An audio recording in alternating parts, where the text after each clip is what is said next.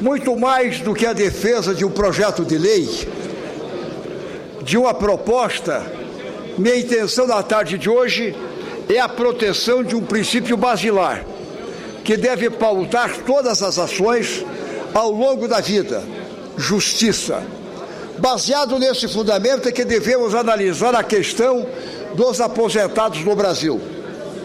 Não é novidade para ninguém, mas sempre importante trazer à luz os números que amparam nossa posição.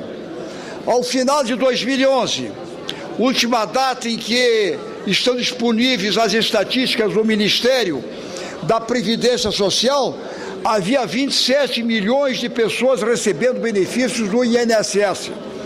Cerca de 62% dos beneficiários, portanto, em torno de 17 milhões de pessoas, recebem valores em torno de um salário mínimo.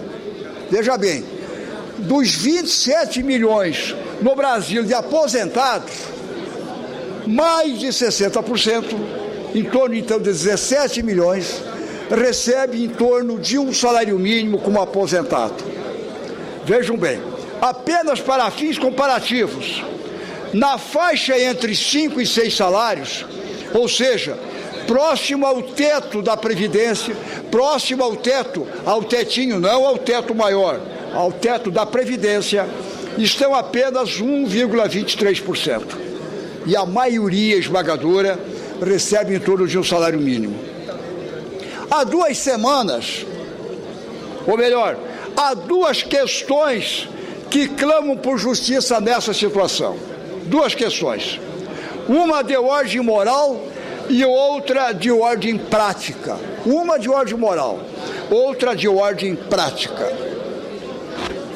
Na primeira, cabe o questionamento: é justo que, depois de uma vida inteira de trabalho, a pessoa sobreviva e muitas vezes dê suporte a uma família com um benefício de um salário mínimo menos? Moralmente, com certeza, não. É nesse ponto de vista, ou melhor, é nesse ponto da vida que, comumente, elevam-se os gastos, por exemplo, com medicamentos, tratamentos de saúde e cuidados especiais. Pois bem, para driblar essa situação e dar conta das despesas, muitos aposentados veem-se obrigados a retornar à labuta quando ainda resta-lhes saúde e disposição. Ao fazê-lo formalmente, voltam a contribuir com a Previdência Social, destinando uma parte de seus vencimentos, como igualmente o fazem seus empregadores. E o que ganham com isso? Vamos ser sinceros, nada. Trata-se de uma espécie de apropriação indébita feita pela Previdência, que não dá ao contribuinte o retorno proporcional à sua contribuição. A jurisprudência tem sido pacífica, concedendo ganho de causa aos aposentados, pois trata-se de direito líquido e certo, que aguarda regulamentação. Nesse Parlamento, temos feito esforços diversos para suprir tal carência e incorporar em nossa legislação essa garantia ao trabalhador.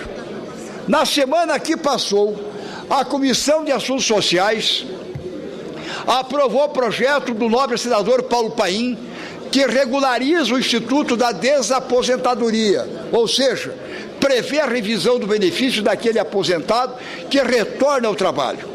De minha parte, propus ainda em 2011 o PLS 188, que prevê a devolução dos benefícios adicionais feitos pelo aposentado que retorna ao mercado de trabalho, garantindo um ganho adicional no decorrer de sua vida, nunca ultrapassando o teto da Previdência Social. Nunca ultrapassando o teto. São esforços que fazemos visando o atendimento de algumas das amplas carências dos aposentados, que vivem praticando esse verdadeiro malabarismo financeiro para garantir sua sobrevivência. Nesse momento, contudo, vemos forças movimentando-se para impedir os avanços. Vejam bem, sob a alegação de que a medida provocará um comprometedor aumento das despesas da Previdência Social, especula-se apresentar recurso para que o projeto do senador Paulo Paim devidamente aprovado em caráter terminativo na Comissão de Assuntos Sociais, volte a ser analisado em outras duas comissões, ao invés de trilhar seu rito normal e seguir para análise na Câmara dos Deputados. Pelas mesmas razões, o PLS 188 de 2011, de nossa autoria, arrasta-se em sua lenta tramitação. A intenção, velada e ao mesmo tempo cristalina, é sepultar as iniciativas sob a turva fumaça da lentidão do processo legislativo. Cada parlamentar exerce livremente seu direito de voto, seguindo sua consciência e principalmente os desejos e anseios da sociedade que representa. Não é nossa intenção convencer ninguém de votar dessa ou daquela maneira. Rogo tão somente, que permitam que tais matérias sejam analisadas e votadas, cumprindo plenamente os princípios democráticos em que prevalece o desejo da maioria.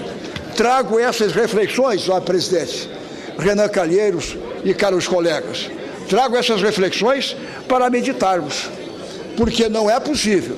E olha, faço um apelo, o senador líder do governo nesta casa, ou melhor, não da casa, do governo no Congresso Nacional, José Pimentel, ele é relator de várias propostas em que se procura encontrar um denominador para poder não deixar os aposentados que ganham menos do que o teto e que ainda têm forças físicas para poder lutar, estão contribuindo para encontrar uma saída. Essa do senador Paim é uma, que já está aqui, e há uma certa ideia de procrastinar o seu andamento e ouvir outras comissões. Nós queremos que siga o seu caminho normal para a Câmara. Essa é a tese. Ao mesmo tempo, o senador Pimentel é relator de outras propostas. Eu acho que é importante, com o Ministério da Previdência, com o governo, para que esses aposentados que voltaram a trabalhar não fiquem no seu prejuízo. Estão contribuindo com a Previdência. E, na verdade, a Previdência está com esse dinheiro e isso é um direito deles, sempre se respeitando o teto. Trago novamente a casa, inúmeras vezes já voltei, e vamos continuar batalhando nessa proposta, nessa tese, com os outros colegas, para que venhamos a fazer justiça. Esse é o princípio ético, moral, que nós não podemos deixar de lutar, senhor presidente e nobres colegas. Essas são as considerações que trago à casa da tarde de hoje e não podia deixar de fazê-lo. Muito obrigado, senhor presidente e nobres colegas.